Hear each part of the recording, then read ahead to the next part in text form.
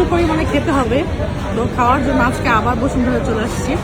আমার অনেক ফেভারিট একটা খাবার হচ্ছে সি ফুড, তো সি ফুড রাইসটা আজকে ট্রাই করবো। আর এটা হচ্ছে আমার ফেভারিট একটা খাবার, চাউমিন, এটা আপনারা সবাই জানেন। তো আজকে আমি এই খাবারগুলো ট্রাই করবো। এই সি ফুড রাইসটা আমি এর আগেও খেয়েছিলাম, অনেক বেশি ভালো লাগে। এটার মধ্যে সব কিছুই থাকে, স্কুইড, কাঁকড়া, অক্টোপাস।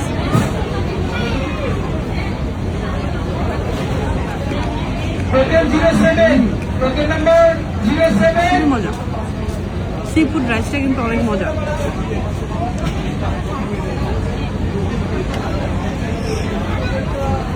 চাউমিনটা একটু টেস্ট করে দেখুন।